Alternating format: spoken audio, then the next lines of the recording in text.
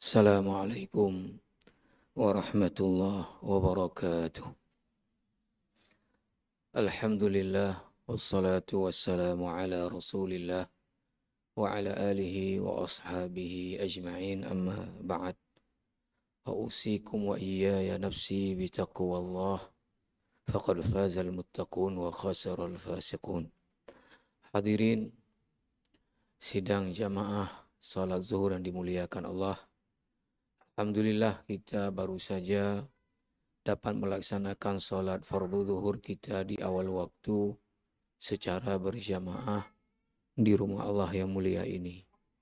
Alhamdulillah berikutnya selesai sholat kita masih ada waktu kesempatan untuk kita mendengarkan nasihat Allah dan Rasulnya dengan harapan mudah-mudahan kita menjadi orang-orang yang mendengarkan nasihat Allah dan Rasulnya dan dapat kita amalkan dalam kehidupan kita sehari-hari.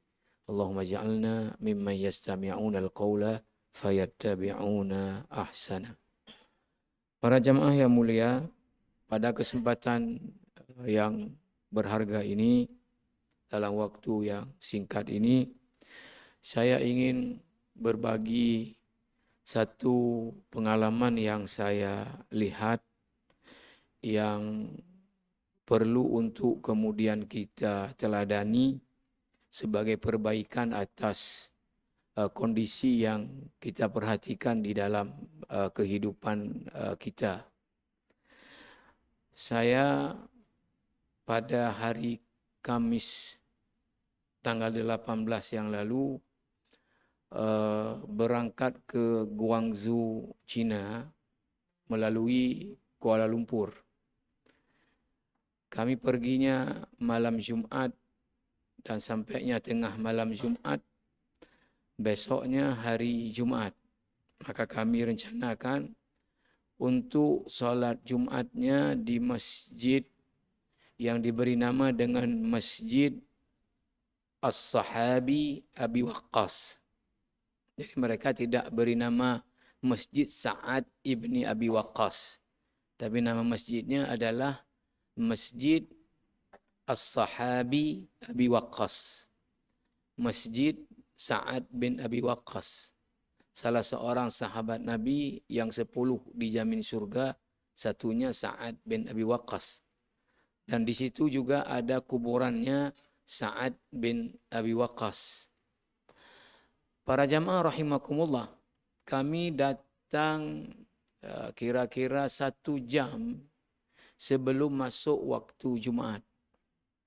Dan mereka karena bermadhab Hanafi, jadi kalau kita lihat masyarakat Muslim yang kelompok Sunni, kan kebalikan satu lagi Syiah, atau dalam bahasa lain Ahlus Sunnah, itu paling banyak pengikutnya adalah madhab yang 4 itu Hanafi.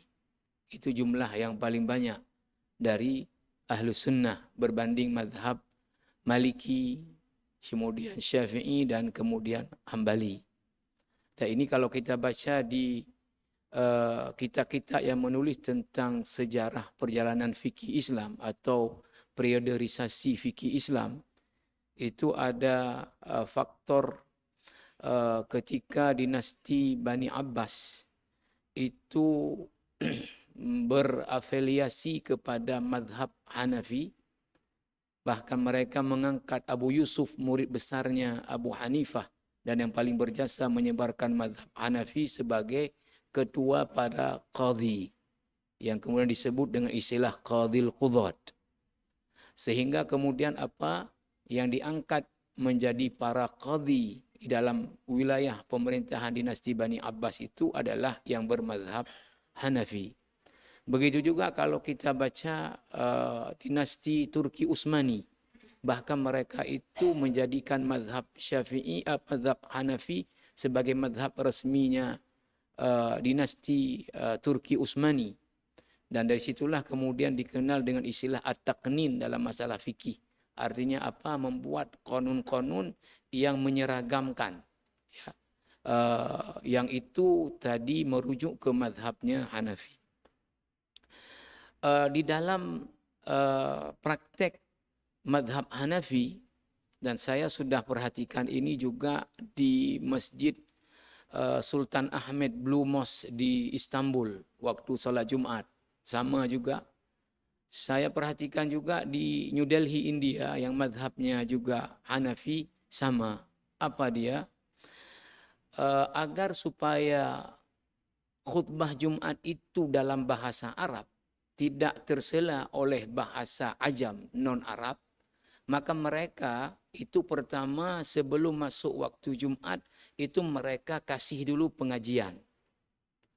Dalam durasi setengah jam 45 menit, nanti pas masuk waktu Jumatnya itu baru kemudian boleh saya lihat di tempat tadi Turki orang yang sama, di New Delhi orang yang sama, kemarin di Guangzhou orang berbeda. Yang kasih pengajian si A, yang khatibnya si B. Tapi di tempat lain saya lihat orang yang sama. Jadi ketika 45 menit sebelum masuk waktu zuhur, waktu Jumat, itu sudah mulai namanya pengajian. Dan itu mereka saya lihat menggunakan tidak mimbar, tapi semacam meja, ya, dan duduk di kursi memberi pengajian, ya, dalam bahasa mereka. Ya, kalau Turki bahasa Turki, Cina bahasa Cina. Sehingga kita mungkin yang paham cuma ketika dia baca ayat dan hadis saja, oh berarti seputar ini. Yang lain kan nggak nyambung semua, ceng cong, nggak nyambung kita. Nah, nanti setelah masuk waktu Jumat, baru kemudian khatib, ya, bisa orang yang sama tadi, bisa orang berbeda, naik ke mimbar. Lalu kemudian dia beri salam, baru azan. Nah, setelah itu dia hanya baca rukun saja. Rukun saja dan sedikit nasihat takwa dalam bahasa Arab. Kemudian dia duduk antara dua khutbah. Kemudian khutbah keduanya rukun. Kemudian dia tutup. Jadi kalau khutbahnya sekitar 5 menit. Jadi yang lamanya adalah tadi pengajiannya 45 menit. Bahkan kemarin udah masuk waktu masih lebih lagi. Nah, yang saya mau sampaikan adalah bukan hal ini. Bahwa 1 jam sebelum masuk Jumat kami datang ke masjid tadi As-Sahabi Abi Waqqas. Ini sepertinya masjid terbesar di Guangzhou. Karena kami sebelumnya sudah pergi dulu ke masjid lain yang mungkin kapasitas 500 jamaah. Kalau Masjid Al-Waqqas ini dalam masjid saja mungkin muat 1000 dengan di pelatarannya, di taman-taman, karena waktu Jumat full orang sampai di taman digelar tikar untuk tempat sholat Jumat. Nah, ketika 1 jam sebelum Jumat kami datang, itu masjid sudah lebih setengah jamaahnya.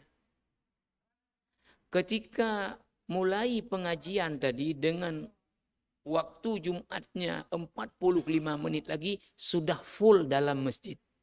Sudah full di dalam masjid. Artinya apa? Jamaah rahimakumullah. Mereka sudah datang ke masjid 1 jam sebelum masuk waktu Jumat. Ketika pengajian itu berlangsung, ya, itu masjid sudah full 45 menit sebelum Jumat dimulai. Nah, di kita, mohon maaf jamaah yang mulia, hampir semua masjid, bahkan sampai ke masjid yang menempuh cara dibuat azan 2 kali. Dan azan pertama pun bukan diambil setengah jam sebelum waktu Jumat seperti di Masjidil Haram dan Masjid Nabawi, atau seperti di zamannya Utsman bin Affan di pasar. Tapi memang waktu masuknya Jumat itu azan pertama. Nah, setelah itu kemudian orang sholat. Setelah itu azan lagi Yang kedua, ketika khatib naik atas mimbar. Udah dibuat sedemikian rupa. Tetap saja jamaahnya itu ketika khatib di atas mimbar, itu tidak ada setengah. Enggak ada setengah. Bahkan saya pernah, tidak perlu saya sebut, tempatnya dan masjid ini punya institusi memang. Ya, bukan masjid masyarakat, masjid institusi. Ketika saya naik di atas mimbar untuk memberi salam dan itu azan, saya hitung persis jamaahnya itu 4 orang. Baru 4. Di kita kapan mulai penuh masjid nanti? Ketika hampir duduk ya antara 2 khutbah khatib, baru kita tengok di pintu-pintu orang berdiri. Karena enggak muat lagi ke dalam, berdiri dulu, nanti ketika selesai khutbah, kemudian orang kan pada merapatkan saf, muat lagi. Di situ udah berdiri-berdiri orang, di situ berdiri orang, di situ berdiri orang. Ini ketika di tengah jalan daripada khutbah. Ini yang terjadi di kita ketika khatib naik di atas mimbar dan azan berkumandang, itu belum ada setengah orang yang ke masjid. Orang baru berdatangan kapan? Sedang khatib berkhutbah, baru satu masuk. Padahal jamaah rahimakumullah, ada keutamaan untuk berhadir pada hari Jumat ini, dalam bahasa disebut dengan al-bukur ilal jum'ati. Menyegerakan diri. Ya. Come early, itu makna al-bukur.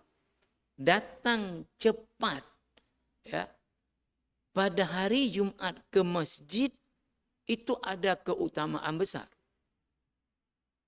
Di dalam hadis yang sahih, Nabi SAW menyebutkan apa?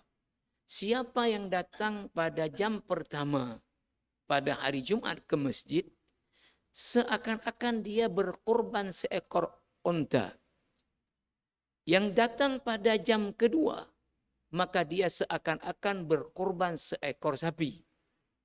Yang datang pada jam ketiga, seakan-akan dia berkorban seekor kambing. Yang jam keempat, seekor ayam. Yang jam kelima, sebiji telur. Yang datang ke Jumat, khatib sudah naik di atas mimbar, maka tidak ada lagi dia mendapatkan keutamaan Jumat. Karena malaikat sudah menutup bukunya. Di dalam hadis-hadis yang lain disebutkan bahwa malaikat pada hari Jumat berdiri di pintu untuk mencatat siapa yang cepat datang hari Jumat. Dan malaikat akan menutup buku catatannya kalau khatib sudah naik di atas mimbar. Jamaah yang mulia, Imam Al-Ghazali rahimahullahu ta'ala di dalam kitab Al-Khutab Al-Mimbariyah yang ditulis oleh Syekh Ilmi, seorang ulama Mesir, membahas tentang masalah keutamaan menyegerakan hadir ke Jumat, ke masjid di hari Jumat. Imam Al-Ghazali sampai mengeluarkan satu pernyataan yang sangat radikal. Apa? Kata Imam Al-Ghazali, inna awwala bid'atin dakhalat fil muslimin tarkul bukur ilal jum'ah. Sesungguhnya bid'ah yang pertama masuk ke dalam kaum muslimin itu menyegerakan hadir ke masjid di hari Jumat. Imam An-Nawawi rahimahullahu ta'ala mengatakan bahwa keutamaan-keutamaan yang disebut tadi dalam hadis itu tidak didapatkan oleh orang yang datang ke masjid hari Jumat kalau khatib sudah naik di atas mimbar. Dia hanya dapat gugur dosanya dengan menghadiri Jumat, tapi tidak dapat keutamaan menghadiri Jumat. Dia tidak dapat kalau sudah khatib naik di atas mimbar tadi. Maka jamaah rahimakumullah, ya, ketika di kita tadi sudah diusahakan agar supaya dibuat 2 kali azan. Tapi bagi masyarakat kita yang sudah paham azan pertama itu belum mulai, Maka juga akan robah cara. Dengan apa? Yang baru azan pun gohlong mulai untuk saja. Jadi kapan mulai bergerak dari tempat-tempat? Oh, nya azan kedua bukan mulai kaji saja. Ya. Padahal tadi kantor sudah stop jam 12. Kegiatan-kegiatan sudah berhenti. Tapi orang mungkin juga sudah pergi tapi ngerokok di luar. Ngerokok, goh ketip dong. Waten tu kira-kira kara habis khutbahnya baru dajak. Nah ini hampir semua masjid di kita perilakunya seperti ini. Ini jamaah rahimakumullah. Maka saya kagum betul. Orang bisa datang 1 jam sebelum masuk zuhur. Itu sudah mulai penuh masjid. Dan ketika pengajian mulai itu sudah full masjid tadi. Apalagi ketika kemudian tadi khutbahnya memang waktu masuk waktu. Sudah semua orang di luar-luar sudah penuh. Nah ini jamaah rahimakumullah, saya pikir hal yang kemudian perlu untuk kemudian kita perbaiki. Nah sehingga kadang-kadang timbul pertanyaan kalau kita buat pengajian dari jamaah apa? Ustaz, bagaimana kalau hari Jumat kita datang ke masjid itu terlambat. Khatib sedang berkhutbah. Apakah kita solat tahiyatul masjid atau dengar khutbah Ustaz? Nah pertanyaan ini kan tidak perlu diajukan kalau datang ke masjidnya itu cepat. Nggak perlu pertanyaan ini kalau minimal 15 menit sebelum masuk waktu Jumat sudah ada di masjid. Maka tadi misal dalam kitab Al-Fiqh Al-Islami wa Adillatu karya Syekh Wahbah Al-Zuhaili membahas tentang jam pertama, jam kedua, jam ketiga. Kalau mazhab Syafi'i cara menghitungnya bagaimana? Dari terbit fajar dari terbit matahari sampai ke jam Jumat itu bagi 5.